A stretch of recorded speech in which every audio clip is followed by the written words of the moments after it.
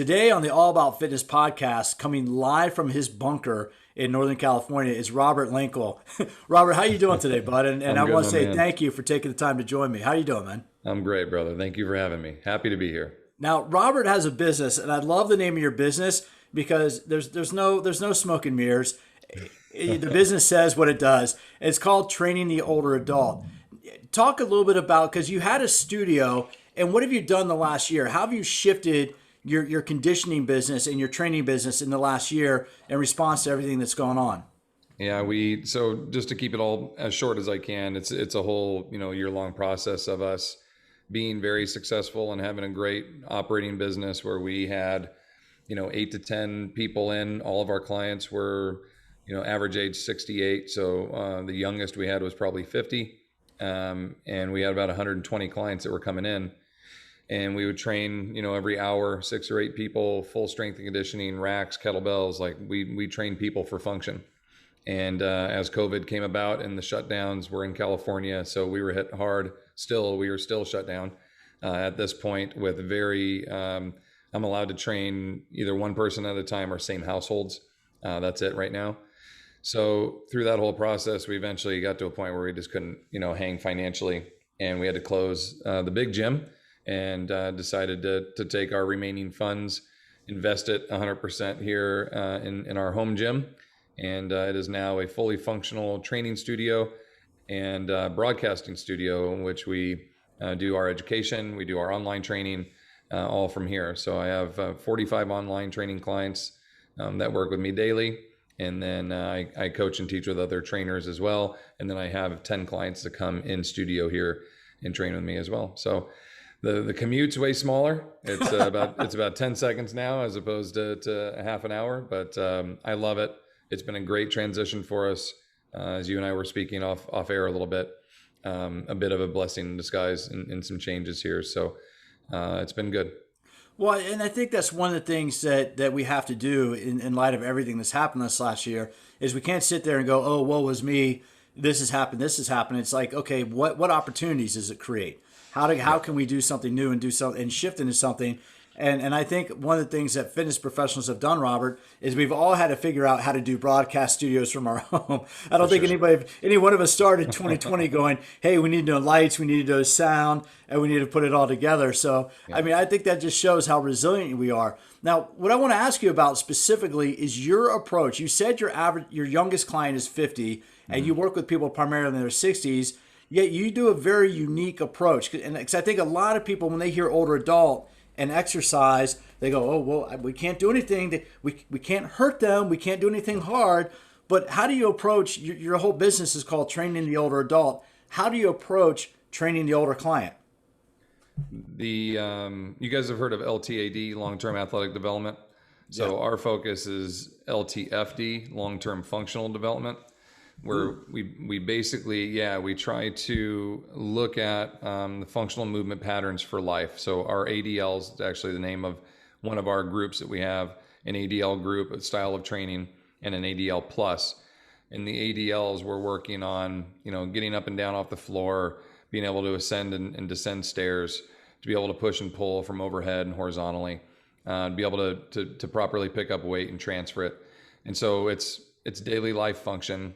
It's beyond machines, nothing wrong with machines, but once you get to a point where you're like, I got to be able to advance and have this strength and this coordination and this stability all kind of come together at some point and apply to an outside force that's not stuck right in a rail or on a pivot. I've got to be able to transfer that. Well, that's life.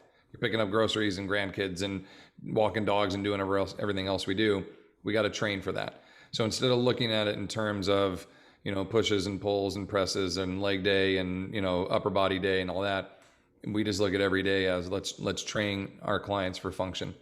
And that can include body weight mechanics in an extent, but we really know we have to have load. We have to have load for the older pops.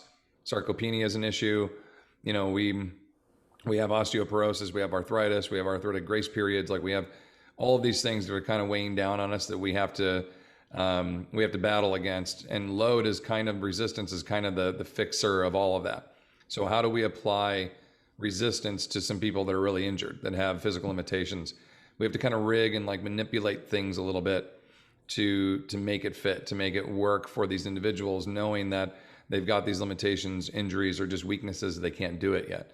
So we'll use bands, we'll use pivot points, landmines, I'll use, kettlebells and combinations of all of them to create some variation of resistance that they can eventually progress and build into daily life functional strength.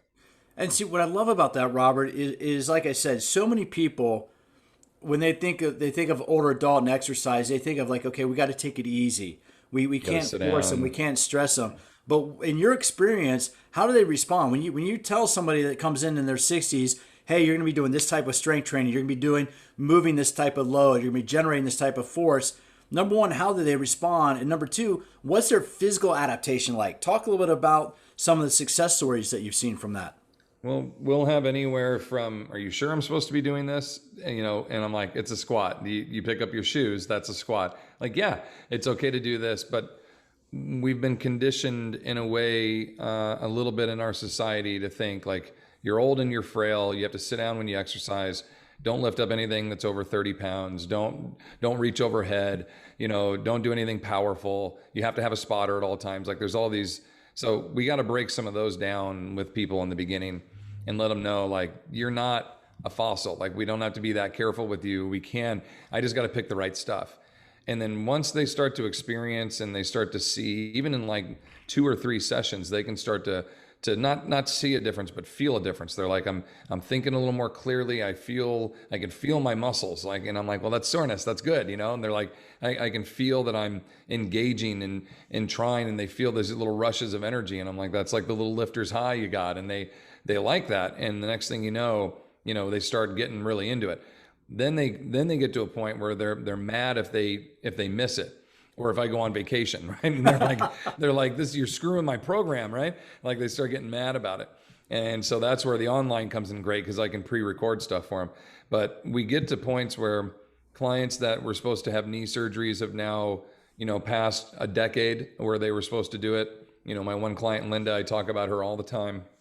She was supposed to have knee replacements in 2009. And we started one of our approaches called the Timmerman approach. That's just heavy posterior emphasis, tons of hinging and bridging, and just less knee flexing. And she's built just phenomenal strength and reduced her pain and increased her abilities. And she can garden, she can do all the stuff she wants to do, but still putting off those knee replacements, And then we've had other clients that, were pre-replacement, just wanting to get strong, that have rehabbed so much quicker after their surgeries, because they did they did one hip or one knee before, and it took them a year. Well, now it takes them 2 months to kind of get back. Like it's a I hate the word prehab, but it kind of is a prehab approach. Like, let's get you as strong as we can before this, so you rehab back better on the other side. And when we talk strategy like that with our clients, especially if they've been here training for a little bit, they really buy into that, and they're like, I get it. When I get to tell and share my experience a little bit, I've had 3 hip replacements and back surgery, and I'm 40 years old. I've had a lung taken out. I've had my thyroid taken out. I've had carpal tunnel surgeries in both hands. Like I've had a lot of, and I tell you guys all this so you understand my personal experience and reference back to these, is that, I kind of jokingly have like the body of a 70 or 8-year-old, but I've had that experience to be empathetic with people and let them know, I know where you're coming from. I know that this is going to be uncomfortable, but trust me, on the other side of this, if I can back up for a second, it's going to work out. If I can back up for a second, Robert, you said 3 hip replacements? Yeah, 3 hip replacements. I'm kind of going through anatomy. I'm trying to remember my anatomy and physiology. I thought we only had 2 hips. Yeah, so I did my right hip in April. It rehabbed great. I did my left hip in August. There was a false cup placement for the acetabular socket, and it was placed just like 2 millimeters or whatever off. Ooh. And as my second day after surgery, when I went to sit up and kind of engage my hip flexor, it just popped out the front, and they knocked me out, plugged it back in, and I went to sit up to get out of the bed where they just relocated it, and it popped out again. And so this happened like 7 more times. And they finally said, it's not something you're doing, like it's a bad cut placement. So they had to knock me out and do a full revision and redo that whole thing over again. So they both work great now. I'm completely functional and in the best shape I've been in 10 years, 15 years. So, And but I use my own plan. yeah, but You know, you said you're only 40, yeah, I'm and 40. what led you to have bilateral or both hips replaced, at such a young age? I went to school, high school, and was raised in Lake Tahoe. Didn't have a track coach, didn't have a weight room coach. I threw the discus and the hammer, shot put. So my experience and knowledge to train myself came from reading the Encyclopedia of Bodybuilding and whatever else I could find. And I didn't have anyone to tell me that 3 days a week, back squatting as heavy as you could was too much. Throwing 50, 60 throws a day was too much. And I knew I wasn't as gifted as these other guys. So I just said, hey, I'm going to overtrain. I'm going to out-train these guys. And, in 15 years, I did like 40 years worth of damage. Wow. And tore up my back and my hips pretty good. Well, and I think it's important to kind of qualify that, because that does, as you said, that does give you unique perspective into the population that you work with. And what was it about, Robert, what was it about working with older adults that why did you decide to focus on that population as opposed to like a Gen Pop or just the average clientele? What was that light bulb that went off that said, hey, I want to focus on people in this age range? In 2008, when I had my back surgery, when you have sciatic pain so bad, I had a full rupture of my L5-S1, and it was so bad that I lost bladder control. Oof. Okay. Which with back injuries, when that happens, it's bad news. And I was a 550-pound back squatter, and I was warming up with 225, weight I'd done a million times.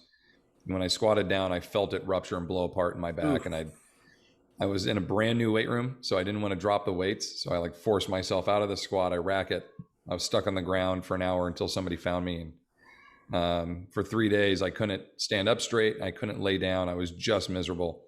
And so when I had that surgery and I came out of it, I could sit up straight. I could move about, but I could barely function. I could barely move around. My wife had to take care of me. She had to shower me. She had to bathe me. She had to, toilet me, everything. She had to do it all.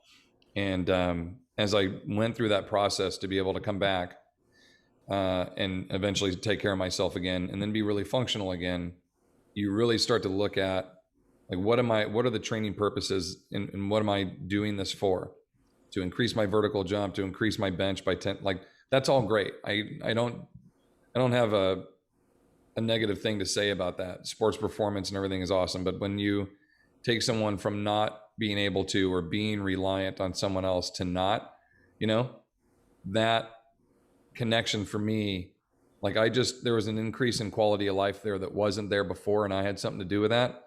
That really rang home with me from my experience with it, again, multiple times. Then I didn't know at the time, but it would continue to happen, with cancer the next year and again the next year, and having to rely on her so many times, it just kept getting ingrained in me deeper and deeper, is that I can help people, get back from this or avoid it entirely.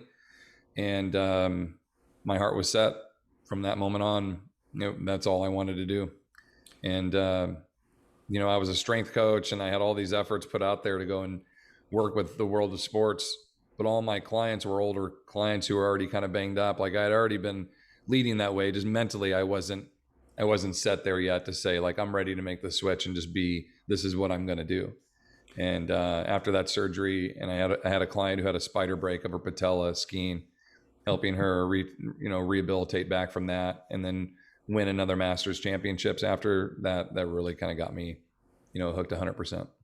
What I like about that, Robert, though, and it's kind of where I went when I was personal training full time, is that you're taking strength and conditioning principles, stuff that we know that works, stuff that, research doesn't prove anything. We know that. We can sit there. Research says this may work if you apply these variables, but you're taking stuff that's been pretty much shown to work consistently, and rather than apply it to an athletic population, you're applying it to a population that people might not normally think of. Now, when you look at people in their 50s and 60s, can they still gain muscle mass, and are they able to get stronger? How does the body change?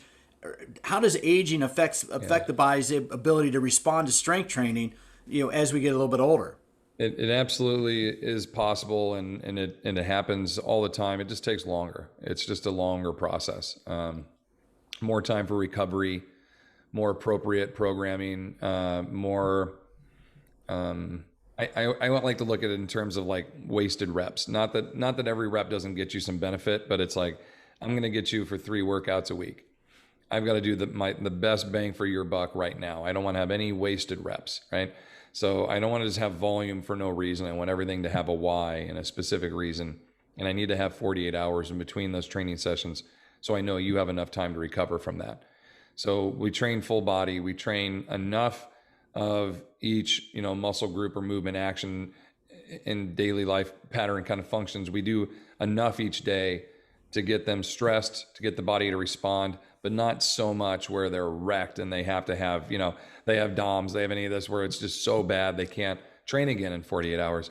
So we're just constantly taking little baby steps up, where with athletes or with younger folks, you might have these really stressful high peaks and then give them recovery periods, right? To be able to take them back up again and have these undulations. With the older pops, we kind of have like recovery weeks and recoveries built in when they go on vacation or when they go on a short trip. We have recovery periods already there. So I'm always just kind of like just gradually just inching it up a little bit. And they're always just gradually gaining strength. Holidays come around, there's breaks there, their vacations, their weekends, they get to take away that kind of stuff. They have plenty of time to recover. I don't need to build that in my macro cycles or any of that kind of stuff. I just continue to gently stress and push them as we go. But again, every one of those sessions, there's a particular why and a reason to what we're doing. And it's got something very specific to apply back to their limitation, their area of weakness, a surgery they have coming, a purpose they have, a training outcome they have coming. There's no wasted reps. Everything is purposeful. And I love that concept, no wasted rep. And why is it important? Because I think a lot of times, we have, one of the things I try to get people to think of is we don't want to be in this mindset of no pain, no gain. Because pain is a signal that something's gone wrong. If we look at pain is a message from our body saying, hey, stop that, I'm done. But we do want discomfort. How important is it to apply overload to create discomfort? And when you're working with somebody for the first time, how do you describe that to them? Because you want to get them to the point of like, no, I don't want this to hurt you, but I do want you to be a little bit uncomfortable, right? I mean, I think you know what I'm asking here. Because we're trying to coach people. Is our job, Robert, as a coach, as a trainer, is we're trying to help our clients be comfortable being uncomfortable, because it's that discomfort that causes growth. How do you work with somebody to get them used to that level of discomfort when they might come in saying, no, I'm trying to get out of pain? Yeah, that's a very good question. And there's a couple ways to look at it. Number one, like we have a saying, no pain, no gain, no brain. And that's kind of the aspect. It's like, I don't want you to push to a point where you're like, my knee's killing me, but you said do 30. And so I'm like, okay, you've got to experience this where it's going to be challenging. It's going to be uncomfortable in the sense that it's burn, it's challenging, it's making you breathe heavy. But is it doing damage to you, right? Is it hurting you? Is it piercing? Is it throbbing pain? Can you not continue? That kind of mindset, we have to go through in the very beginning and teach that. And they're like, yeah, my knee hurts right here when I'm doing this, right at this point, halfway through the step down. And I'm like, okay, that's pain, right? But if they're just like, my thighs are burning and I can't put my jeans on, I'm like, well, that's fine, right? Like that's good, right? That's what you're paying me for. Yeah. So you're 100% right. It's like teaching them where the line of discomfort is, and then let's just stay there. We also have another saying it's suffer good. And I want you to find the point where you're pushing and you are suffering, but it's a good suffer. It's like, I'm enjoying how uncomfortable this is because I know change is going to occur from it, right? But if we have negative returns, and unfortunately, sometimes you don't know where that line is. And so people come back and they're like, I'm so sore, I can't fully extend my arms. And you're like, okay, we overdid it. Maybe we only did 3 sets of 10, but you're so untrained that taxed you. Now I know I got to back things off a little bit, that it was too much. And so with the baby step approach with brand new clients, untrained or trained, we always start, real minimal and just gradually build in, unless they're at the point of like, are you going to push me or what? You know what I mean? Like they start asking for a little more, okay, I can ramp it up. But that's important, especially for this population. It's more important for them. We have more at risk because if we do have something go wrong, there is an injury, we're taking steps back that could be months or a year. where with someone younger, it might be a couple of weeks. You know what I mean? They can just recover better. Yeah, you said something earlier, and I know what you're talking about, but I want you to kind of walk through this process for listeners a little bit. You talked about periodizing and undulating the workouts. And number one, kind of what is periodization, and why is that so important for an exercise program? If you look at a stress chart of macro cycle, you're looking at reps, sets, load, tempo, volumes overall of, each lift. We're going to do 3 10s, and the next day it's 3 12s, and the next day it's 3 14s, and your weights are getting heavier. You're stressing that body greater and greater and greater with each one. At some point, something's going to give. You're not going to make an improvement. Your body's going to get injured. So you have to be able to stress, climb up the mountain, get to the top. We stressed really hard. Now let's come back down and let's recover a little bit. And then the next peak comes up. We stress it and recover, and we stress and recover. And ideally, you get to a point where each peak gets a little higher. And when you stress, we rebuild, we build, new binding sites. The muscles get stronger. You give me some time to recover, and then we go back up again. So you might see progressive load or linear programming that's, 60 reps per lift overall in 1 week, and then 80 the next, and then 100 the next, and then you cut back down to 40, something like that. Something that would give a period of time to allow the body to recover. Not where they have to stop training. It's just, we're going to deload. We're going to let the body relax a little bit, and then we'll come back and attack it again. Very, very same approach with older adults, but instead of attacking like one particular lift or one specific aspect, I want to get your back squat stronger, your bench press stronger. We're looking at their body as an overall. Can they perform everything every day? I need you to push and pull and press and squat and twist and hinge and row and to carry. I need you to do all that stuff every day. And if I can just stress that a little bit, and the next week a little bit more, and the next week a little bit more, and then the following week we still train, we'll just deload it a little bit. And we'll do an all body weight workout, or we'll do some non-traditional lifts, right? Where they're pulling ropes and they're throwing sandballs and they're, swinging Indian clubs, like whatever it is that's outside the norm of our regular, heavy strength, hypertrophy based lifts. And that's a recovery component. And then we're ready to climb it up again. So you want to have those undulations, those periods in your programming. With high level athletes, it might be 8 or 12 weeks before you have a recovery. With older pops, 3-4 weeks of pretty strenuous work, they're pretty much ready for a week to kind of taper things down a little bit, and then we can rebuild it up. Hold on a second. I got somebody at the door. Just one second right there, the backdrop. Nice. So that I heard the knocking, and I thought it was my kids at the door, and I'm like, just look straight ahead, just keep talking, and they'll go away. Yeah. So when you said hold on, I'm like, oh shit, he can hear it. No. I could tell that it was coming from me. So that's cool. Because we'll pick up again. I want to talk a little bit about the recovery and why, and especially as we get into aging. So, hey, Coral, that's my dog now. Hold on one second.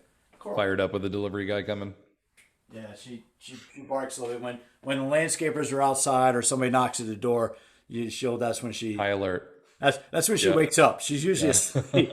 And I used to let her sit. There's a chair right here. I used to let her sit there while I record, but she'd go to sleep and snore, and it'd sound like I'm farting on the recording. So I have to move her in the bedroom now if I record a call. That's great. So we'll take a pause here so I can see where we interrupted, and then we'll get back to it. Like I said, Robert, what I like about that is you're taking what we know works with athletes, because that is the way that top athletes train. And when you tell that to your clients, I'm going to ask you 2 questions here. How do your clients respond? Do they like being trained like their athletes? And how important is that unloading or that deloading or that active recovery phase? Very important. During our consultation, the first time I meet with them, I'll say something along the lines of, I don't need you to be an athlete. I need you to be athletically minded.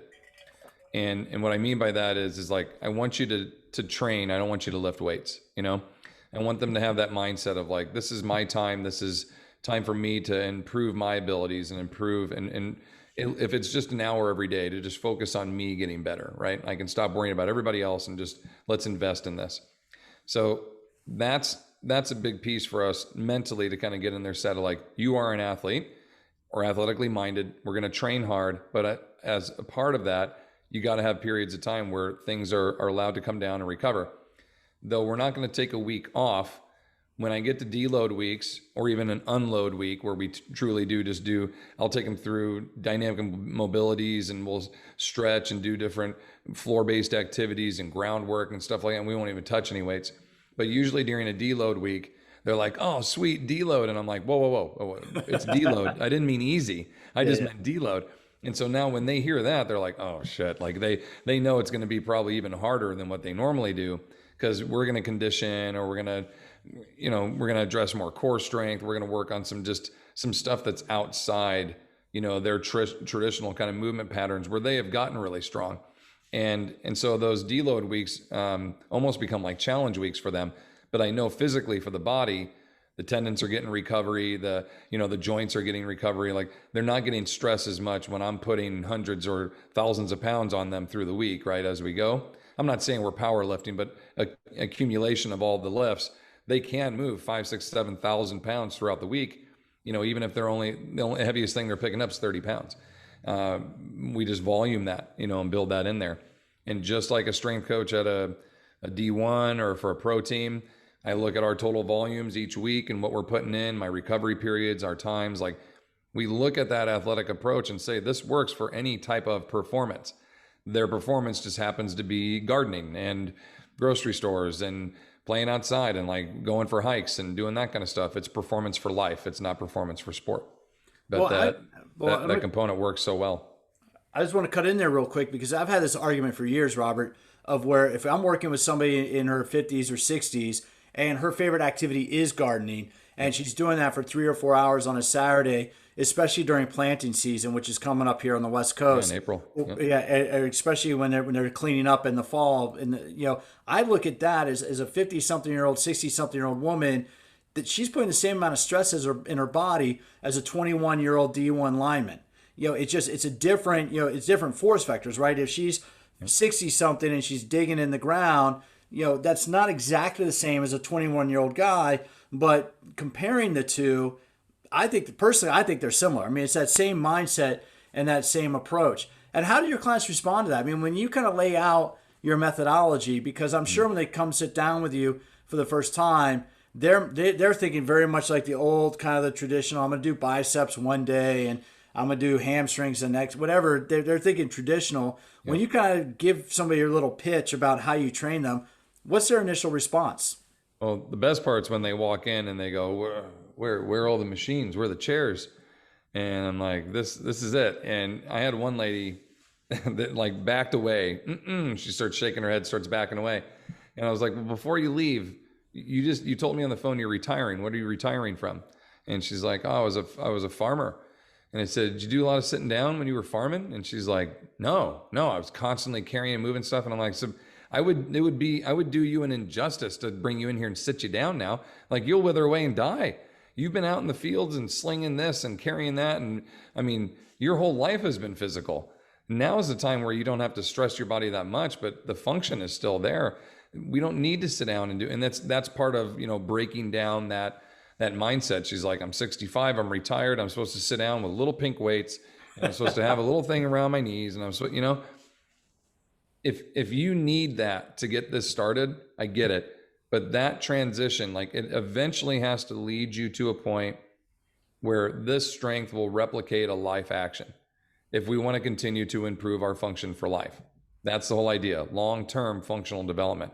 I need you up and able and capable forever until you die, right? And that should be at any age, any strength.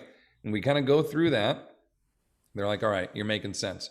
I should be able to pick up things and not throw my back out. I should be able to put my suitcase in the overhead. I should be able to carry my own stuff and my own groceries. I'm like, I don't want you to be that old lady that has to have the guy that wheel her cart out to the car. And you're like, no, I got it. And sling it on your shoulder and carry your own shit. That's what I want. I want you to be that independent because I've been the guy that needed other people to do that. I don't want you to have that. Once we get through that, what is that, a 3-minute talk? They're usually on board. Yeah, the way I've always told people is I've told clients, especially female clients, I want you to be able to pack 2 bags and go anywhere in the world, like on a moment's notice. I want you to be able to have that roll on and that thing that you can put your bag in the overhead bin. You don't need to wait for the flight attendant. You don't need to ask for some young guy to help you, but you can shoulder it up because I personally, with as much as I used to travel, I haven't traveled that much in the last year. Yeah. As much as I And used to none of us travel, have. I was looking. It's like if you can't lift it, don't pack it. If you can't carry it, you don't pack it because you pack it. can't rely on other people to do it for you.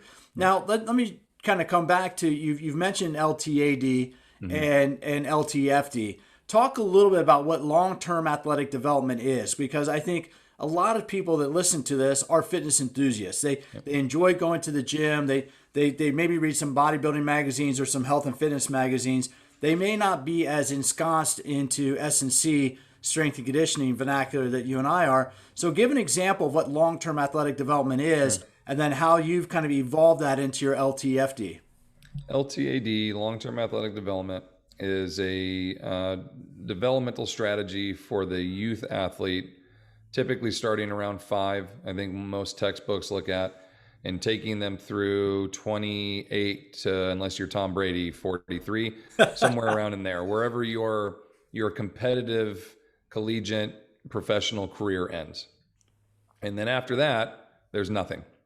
Rick Howard's a very good friend of mine. He's probably the most LTAD educated and spokesperson-esque you could find in our industry. And he has a saying that talks about long-term athletic development, meaning cradle to grave. And he's like, we're missing the Robert part. We're missing this other end.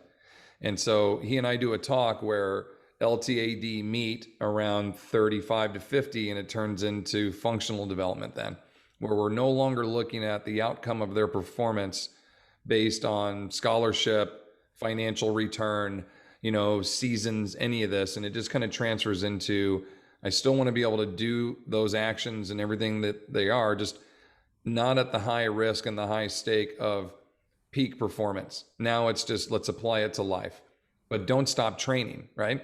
There shouldn't be this switch that's like, athlete, now you're old and sit down. And unfortunately, that's what our society says. So we're looking at it as like, let's just keep this ship rolling. But maybe instead of your power training being box jumps and plyo med balls and all this other kind of stuff, where you're bouncing and, the impact's coming back through your body, why don't we transition to medicine ball throws and single arm snatches and like things that I can do with a 60, 70, 80-year-old, pivot point presses, like just different things that they can be explosive on, but they get to transfer their energy into the implement rather than into themselves. We still get power training. Let's work on rack pulls from knee height rather than deadlifts from the floor. Let's look at landmine pressing to overhead rather than barbell pressing bilateral to overhead.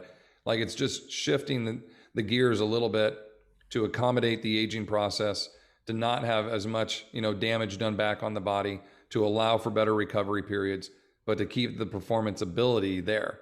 It's for life now. It's for function instead of performance. And see, I think that's such an important concept, dude, because I joke about this quite a bit. I've never been a fast guy. I'm a short, stocky white guy. I played in the front row of a rugby scrum. I've never been fast. But in my mindset, 2 things I train for. One, I train to be able to play in a rugby tournament. I want to be able to have the fitness that if I get an opportunity to go play old boys rugby, now 45 and over, I could do it with just a little bit of condition. I don't need it. I just got to push myself a little bit and I can get into shape. I'm not that far out of shape that I can get into shape. So number one, my mindset is I always want to be able to step on a rugby pitch and be able to hold my own for 20 to 40 minutes. Tournament games are 20-minute halves, or tournament matches are 20-minute halves. So that's kind of part of my mindset. And the second part, Robert, is I want to be able to compete in the Senior Olympics when I'm in my 70s for sprinting. And I've never been a fast guy before. I've never, ever been fast. But I figure if I can maintain where I am now over the next 22 years, I'll be 70 in 21 years, 22 years. I'm like, if I can maintain that for the next 22 years, that's my LTAD goal. And I kind of say that half jokingly, but half seriously, because knowing what we know about strength and conditioning, I'm not out here trying to get beach muscle, beach body, or whatever. I'm taking that mindset about performance mindset and saying, okay, what can I do? What do I want to be able to do? And how do I carry that forward? Why is that when people make that gear switch, and I'm talking about your clients now, when you see your clients make that shift from, I'm not working out for today, I'm working out for the next set, how does that change? How do you see that change in their personality and their approach towards their life in general? before I answer that, can we talk about the senior games real quick? Yeah, yeah. If you guys haven't got a chance to like see them or to just watch, just YouTube it and enjoy. But the first video that pops up are these two guys that ran the 100. One is 98, one is 96. And the one is the world record holder. The other one was the world record holder. And this is the showdown, right? And this was just 2 years ago. And the entire stadium, this is in Albuquerque, I think. And the whole place is holding their breath, and it's like three people. The one guy smoked right out of the gate. He doesn't even have a chance. And the other two are booking it down this thing. And I think he wins in like 28 seconds.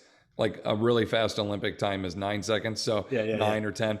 So 28 seconds. The other guy's at like 29 seconds. And you can hear the whole place goes apeshit when they run number one. But you can hear them all like, please don't fall. Like you can see these guys running at top speed, but if one could have, the other guy could have won if he would have leaned, but he was so worried about falling, right, that he didn't lean. But to see the competitive drive and that nature, like that doesn't go away. It doesn't go away with being older. And that's why I wanted to talk about it first, is like when you talk about athletic drive or performance or ability, like everybody has this ingrained, like I want to get better at this, no matter what it is, if it's your own competitive nature, or if it's against the other people in your workout, or if it's at a championship event. Like we have that, almost everybody has that built in. Like some people don't care, I get it. But they look at the idea of like, let's train for my ability. What is the best that I could do right now, or in 5 years or in 10 years? And there's, I want to take advantage of that. I want to maximize that. And when you take somebody that doesn't think they can, and they do, like that, you see this moment where they're just like, there was no way. My mother-in-law trains with me, and I have a 12-kilo kettlebell. And maybe a month ago, she tried to do a pullover with it, and she had to let go of it. She couldn't even do one. And she did 3 sets of 14 with it today. And I'm like, oh, wow. Do you see this? Like what happened here? How far you have come, okay, to be able to do that in a month. You just crushed this. And her confidence, she stood up taller. Like she's like, you're right. And I took videos of people from before to after what they could do. You could barely pick up this white kettlebell that's 9 pounds. Now you're picking up a 35 pounder, and you forget. It's kind of like getting a haircut, right? Like you just one day you're like, you're right, I do need a haircut. You don't see it day after day after day, all the growth. You got to be reminded, where were we? Where are we now? Like, let's take advantage of that nature to want to improve. Maybe they don't even know they have it yet, but once they see a change, here's where you were, here's where you are now. Now they're like, what if I really got into this? What if I really focused? How much body fat could I lose? How much stronger could I get? I feel so much better now. Where could it be if I took this to the next level? And people really get into it. Like they get engrossed into it to the point where I've got 40 people all working on home gyms. Like they don't want to go back to the gym. They want to keep doing this, but they want more gear. I spend more time looking up equipment and sending them reminders of when Rogue has bands available and when this Ski Erg is on sale for $200 less. Like I'm like an equipment broker now for most of my clients, like trying to get their home gyms set up. And people really get into it, but they need a leader. They need somebody that can kind of point the way and show them what they do. And that's us. What we do is an art form. 100%. And I like the way you say that, because that's one of the reasons, that's one of the reasons why I do this podcast is I want people out there to shift that mindset from thinking about, well, I'm gonna go work out today or they think about this, like this aesthetic mindset, right? Of, I want to lose 5 pounds. I want to get this cut. And it's like, dude, no, especially once you get over the age of 40, it doesn't, that stuff doesn't matter nearly as much as being able to put my kid over my shoulder and give her my daughter will always ask for piggyback rides. And I give her a choice, either piggyback or a sack of potatoes, and sack of potatoes being over the shoulder. Well, I can take them, I can piggyback up and down the stairs. I can do, or sack of potatoes up and down the stairs. To me, that's why I train. I train to be able to do that. So as my daughters get older, I can keep up with them. And I'm sure you're the same way. I think 100%. Your kids are just a little bit younger than mine. Yeah. But that really is that's why I want to get people switching their mindset of like, hey, we can train for how we look. That's cool and all. But as we get a little bit older, we want to train to enhance our function. So you mentioned a little bit about a couple 100%. Pieces of equipment. What are some of your favorite pieces? Since you've helped so many people kind of set up home gyms, for somebody listening that says, yeah, I like this, man, I want to get a little bit more into this. What are some good pieces of equipment that you would recommend for setting up a home workout facility? Our starter kit is a door anchor and 4 bands, resistant bands. These are the 41-inch, First Place or the Rogue Echo bands. And the most important thing that we need to do as we age is pull.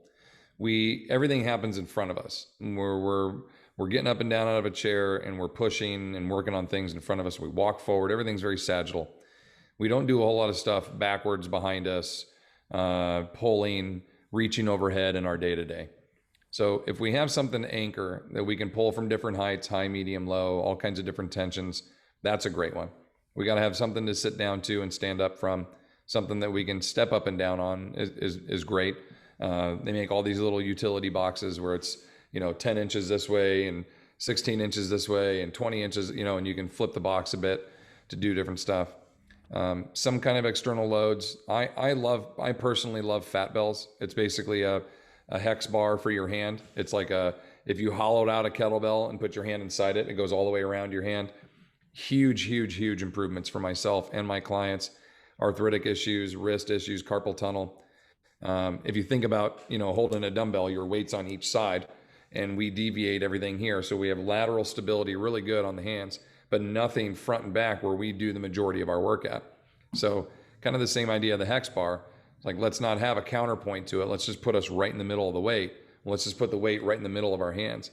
So most of my weights are fat bells. I have one little set of dumbbells right there, and all those guys are all fat bells. Those are all fat bells on the floor. And then I got a set of kettlebells. I try to get my clients to get at least 2 sets of those. So if we have bands, something we can sit down to, something I can step up on, and some weights I can move around, we're golden. I literally have hundreds, if not 1,000 different workouts that I can put together. I've never repeated the same workout in 25 years.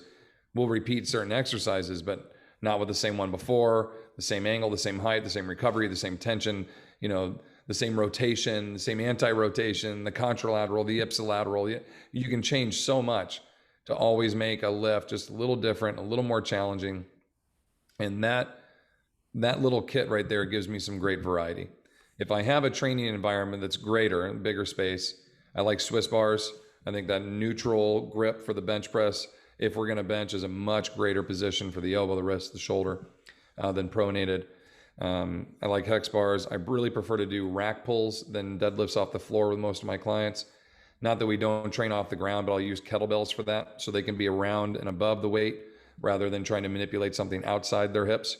So if I can pull from like hip height and go up, well, I'll do a hex bar. If I'm pulling from the floor, I'll do a little bit wider of a stance, more of like a sumo stance for our clients.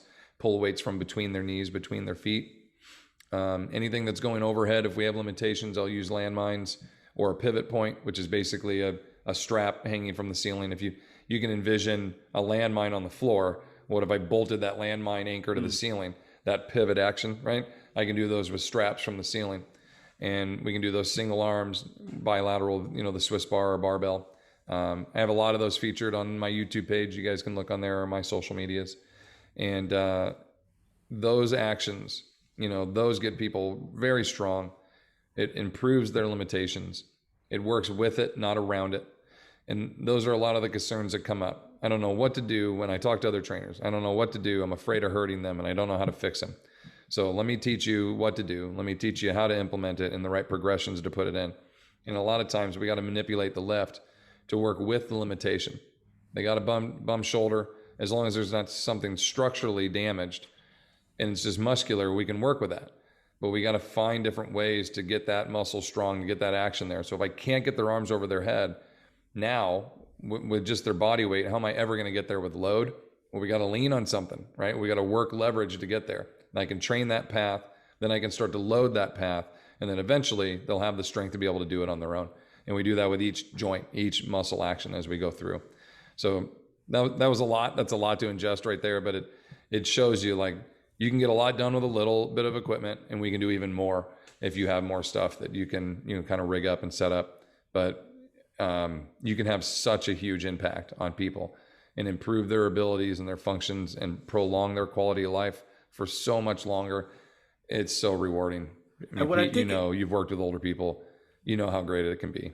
And you see them get stronger. And what I like about that, though, is it shows the amount of thought, Robert, that goes into that. It shows that, and And that's where too, I think some people sometimes go into the gym like, oh, what am I going to do today? Well, I don't know. Maybe I'm going to do chest press and bicep curls again. And it takes thought, right? I mean, doing this, you have to have a mindful approach to doing a workout. It's not just going in and throwing things around, because in order for it to have the best results, there needs to be some sort of mindset or specific approach. And you said something here that I don't know if you realize how powerful it was, but you said that you don't have people do the same workout twice, but I think you probably use a lot of the same patterns. Like, I know you don't probably you do exercises, but not in the traditional sense. Like, you're not doing biceps curls or chest presses. You talk about that a little bit, but I know you probably think, you talk about pulls, you talk about overhead presses.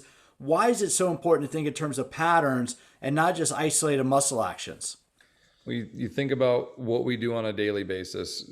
Research has shown us, just from basic surveys and observing people during their hours of operation, 16 hours, they observed 75, 70-year-olds during their day. These were folks that lived in, communities that also lived in out on their own, and they were performing over 100 hinges throughout their 16 hours of wake. So we look at that and we're like, that's a lot, from hinging to get their shoes, to hinging to get their car, whatever it is, to then they had over 10 loaded attempts of transferring weight, picking up something of significant weight, 10 pounds or more, I think was what they addressed, and then transferring that, carrying it somewhere. How many times they put their arms over their head? It was like once or twice an hour, from something simple of combing their hair or to reach to get, plates down from the cap, whatever it was. And so you start looking at those kinds of things. I need to be able to hinge. I should be able to pick stuff up off the ground. I should be able to access either pushing or pulling from overhead. I should be able to carry things a distance. I should be able to split my feet well beyond a regular gait pattern, so I can go up and down steps or split stance down to a knee. And then we look at those and we're like, that pretty much covers everything, right? From more detailed of articulation of, handling buttons and, dexterities of phones. All that comes with increased strength and articulation and, oxygenation exchange that fights off neuropathy. Like, you have all this, all comes from resistance training. So we address all the little tiny detailed things by really looking at the big movement patterns that are just more commonly performed throughout their day. If I can train for those functions, I will have an effect for them. But if I only train those functions, I'm going to miss the agonists, the opposites to those. So we do, when we push, we want to pull. When we hinge, we want to squat. I want to be able to look at those and build the body as, I want to seek muscular quality is another one of our t-shirt sayings. Is a lot of times with older pops, they're going to have a dominant leg and a dominant arm and a drastically weaker side. If I can help improve that and get it closer to level, may never get there, but I can try. I can improve their quality of life, right? So all those pursuits are like, it's all got to come back to the daily patterns. And I can train that in here. Now, will that come down to us doing a bicep curl burnout? Sure. Like, will we bench press? Sure. But it's not a pattern I have to do every day. What I have to do every day, I got to hinge, I got to row, I got to do something where my feet split, I got to do something where I pick up and carry weight, and I got to do something overhead. If I can do those 5 things with every workout with my older adults, I'm doing them justice. We're making them better. And now I've got a billion, different options of each one of those that I can now marry in every day, and I'll never repeat. You're constantly challenging the body with something new.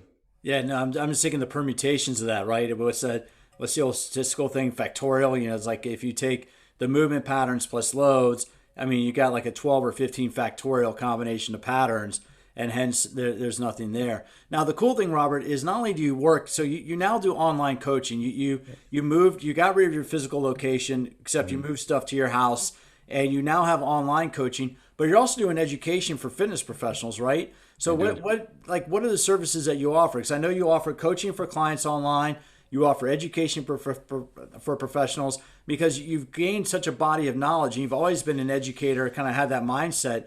How are you putting this all together, and how are you helping people with it?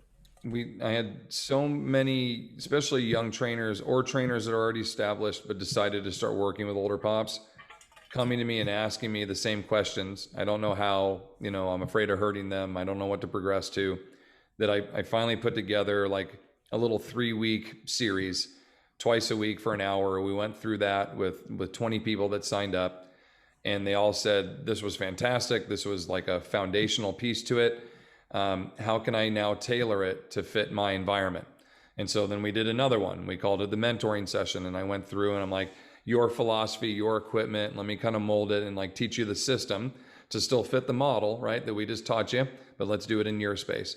And they're like, that's great. We want to expand our knowledge on what exercises we can do with older people. Teach us how to do the pivot point, how to do the landmine, teach us how to manipulate all these bands and do what you're doing.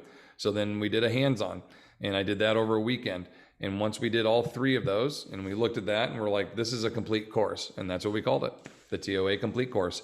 And so we have the complete course comes out once a year, and we teach it from the basics of like, I'm going to sit down and talk to my older adult client for the first time, collect data, assess, go through all their 12 weeks of training, pre and post tests, show them, and then repeat. We teach that whole thing, a ton of exercises. Then we have like a master's course that's, advanced development. We get into physical limitations. I do one specific on the back and the hip. Like we have one of all those. I have a power training course. I mean, we look at all these, the things that I could be maximizing my skill set with, right? As a trainer, let me learn the foundations. Let me take that to the next level. And then what areas might be just missing a little bit more info where I could be a little sharper at. We offer all those. So they're all listed online at trainingtheolderadult.com. And we're in OTOA right now, which is our teaching how we do online training for the older adults. And again, you guys can see it all there. There's a lot of great info on our YouTube page as well as Instagram. And I think I've got 100 and something videos on YouTube that you can access on there too. So yeah, a lot of places to get access to information. And if you ever have any other questions about our services, always feel free to reach out. And for listeners, the reason why I wanted to bring Robert on is over the course of this year, if you look back at some of the recent episodes I've done, I talked to Brad Schoenfeld about hypertrophy and muscle growth. Stu McGill talked about, core training and inside out. And I've recently spoken with Norman Lazarus, Dr. Lazarus, and Dr. Levitin about successful aging. And the reason why I wanted you specifically, Robert, and why I appreciate your time so much is you're putting this into practical application.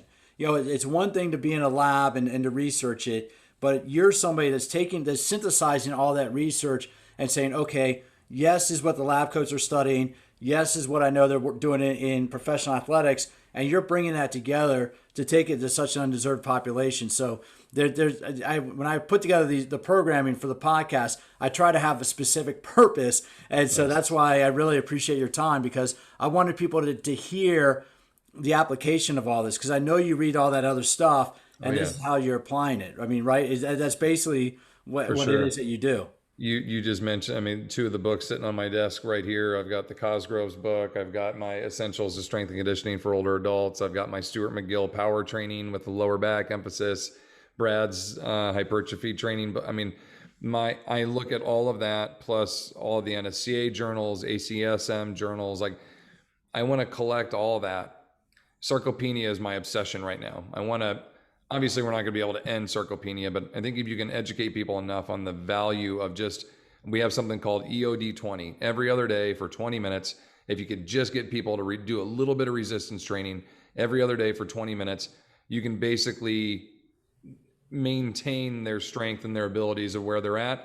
Maybe not advance it, but just keep them functional. And so many negative returns come from sarcopenia, the loss of muscle, and then function. That's when you see people just drop drastically in their abilities to do anything.